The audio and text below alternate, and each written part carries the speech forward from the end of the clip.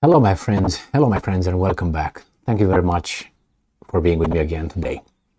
Very interesting summary.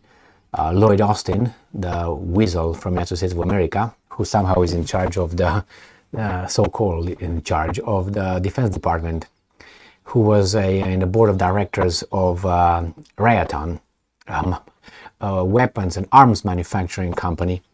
You can make shit up, but hey, that's it. Everything legal. Maybe some things need to be tweaked a little bit.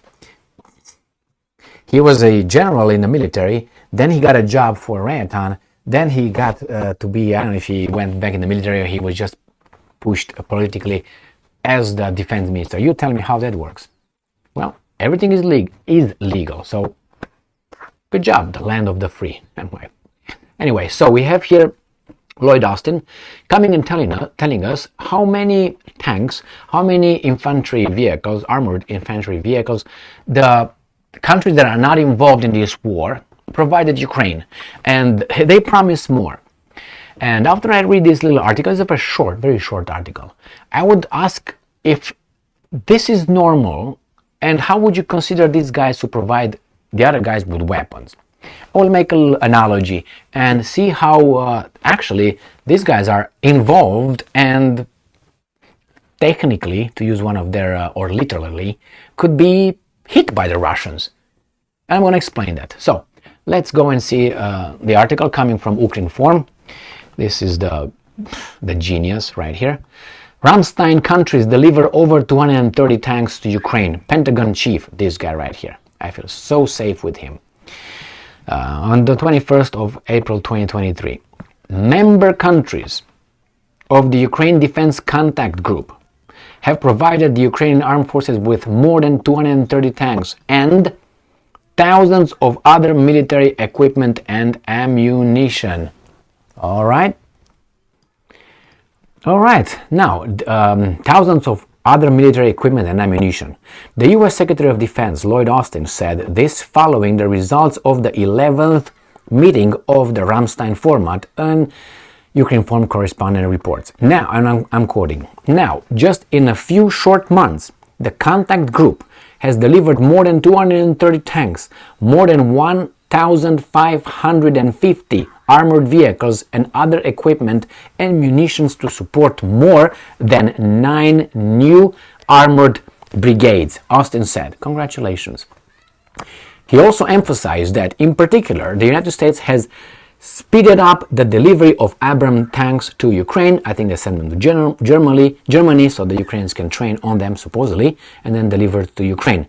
That helps to provide more armored vehicles to the country in the coming months. All right. Well, what do you think?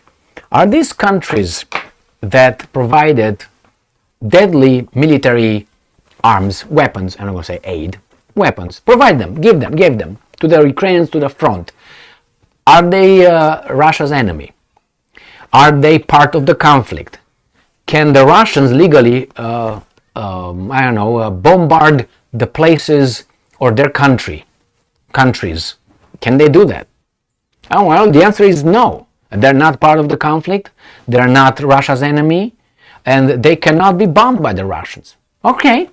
Well, what is the difference between, let's say, Germany as a country has a few locations where they have their tanks. They send the tanks to the front. What's the difference between that and, let's say, a tank manufacturing company, Ukrainian manufacturing company, tank in Ukraine? Can the Russians hit that manufacturing company in Ukraine that provides tanks to the front or no? The answer is yes. Because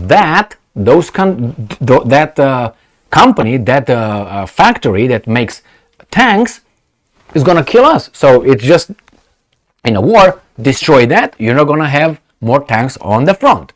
Now, does it matter if those tanks come from, let's say, Lviv, or they come from Kiev, or they come from Odessa? So they're sent to the front from these 3 locations. Does it matter? No, it doesn't matter. Why? Because all that matters is these tanks get to the front. Therefore, who produces them, what factory produces them, must be annihilated, to be nice. Don't you think? You know where I'm going.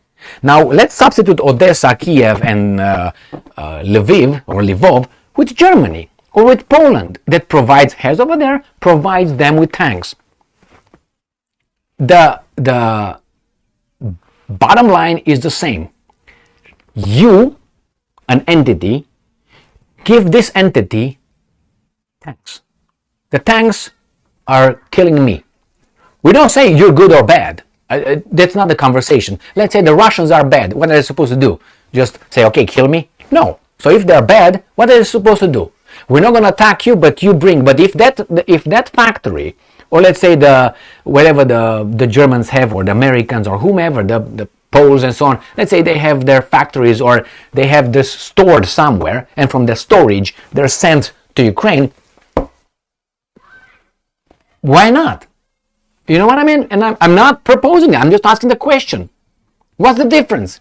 I know we're going to have people, well, the difference is that's a different country. Well, that country gives this country something that if that would be given by their cities would be destroyed, produced in their factories. What's the difference? I know they don't like to see there's no difference. It's just a detail. But hey, well, that's just my question. So when you see Austin saying, hey, 230 tanks given by the Allies, what do you think the Russians could say? Well, who gave them?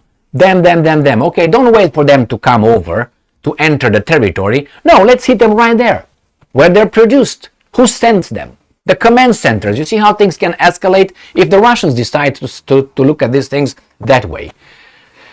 And you say, well, they can't. Well, I think they can take care of everybody if they really want.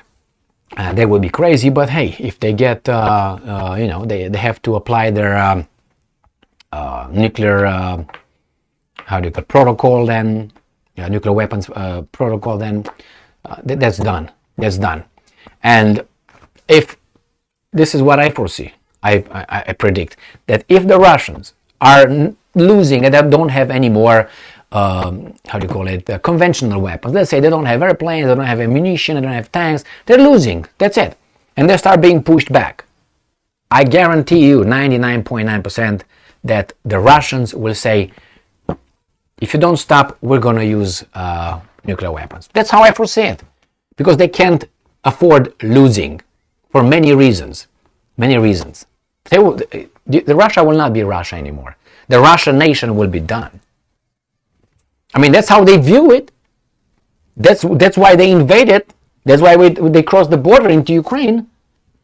Because they said, our people are killed over there, and NATO's going to move in, is going to threaten our existence. They're going to be closer to us. They're going to annihilate us.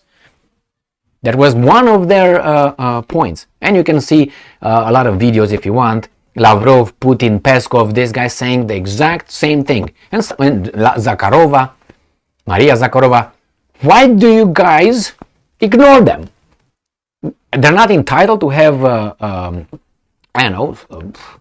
security concerns? No.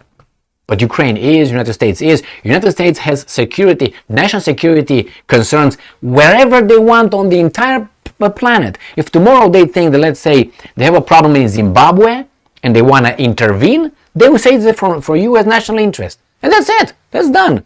This is the same thing when they say, well, you are a criminal. You are a spy. Well, can you provide me the evidence? No, top secret information. We're not going to disclose any information, but arrest him. What are you going to do? I can't. You are. I say it because I have the evidence here, but you can't see. Nobody can see the evidence. You got to believe me. Wow, really? Yeah, really. Okay. So anyway, my friends, they got those. They're going to get more. But the Russians, as I said before, the Russians, you say, well, the Russians bad. Okay, they're the bad guys. But the Russians would have said from the very beginning, if a helmet enters Ukraine, coming from any country outside of Ukraine, we're going to use this kind of weapons against that country. And you know what the other countries would have done?